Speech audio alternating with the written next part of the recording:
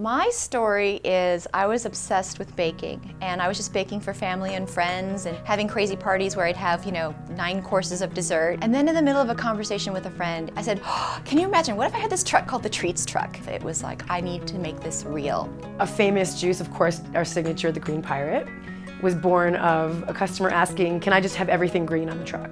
All kinds of fresh herbs, ginger, lemons, limes, beets, carrots, celery, kale, spinach. Our truck is pretty eye-catching. It's that tiger stripe truck that you see all over New York City. We do Korean barbecue fare with a kind of a modern twist to Korean barbecue. My name is Eddie Song. I'm one of the owners of Corolla Barbecue Truck in New York City.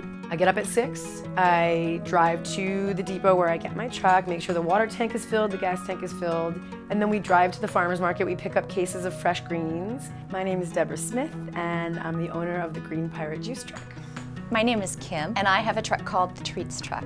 When I get up in the morning, I'm really excited. There's something about being on the street and being a part of the city in that way, where you're a little shop on wheels in this case. People ask me all the time what my favorite food truck is, and it's really hard to answer one because they're all so different. They really are. My name is Brian Hoffman. I am a food blogger. I write for Midtown Lunch, and I also have my own blog called Eat This New York, and I give food truck tours.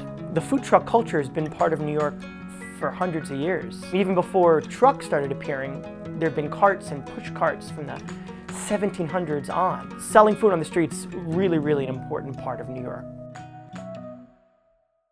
So I think this Midtown food truck ban is really detrimental to the neighborhood of Midtown and really the city of New York. And then I was told, things have changed, you can't be here anymore.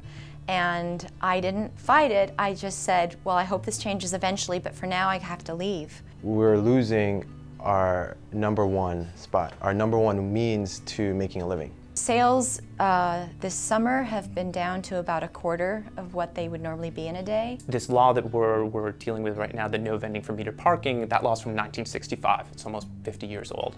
It's really disheartening. There's this fear sort of rippling through the industry. I mean, we've spent a lot of money to build our businesses. No, it's not a storefront rent, but there's a lot of other things that go into it. We're hanging in there, and we have employees, and it just seems like we serve a purpose and we're actually making something happen. There's a lot of pros that food trucks bring to the table in terms of tax revenue to the city, in terms of jobs, in terms of culinary innovation, tourism, and incubating these small businesses. My name is David Weber, and I'm one of the co-founders of Rickshaw Dumpling Truck, and I'm the president of the New York City Food Truck Association.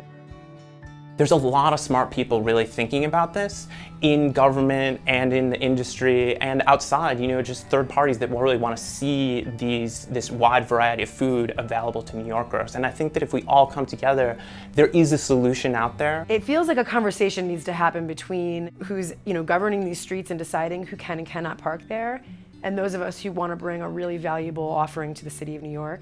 I think that the food trucks add a lot to the city, and I feel like if we lose the food trucks, we're going to lose a very vibrant character that's a part of the city. Customers are always asking me, well, what can we do? Can we help?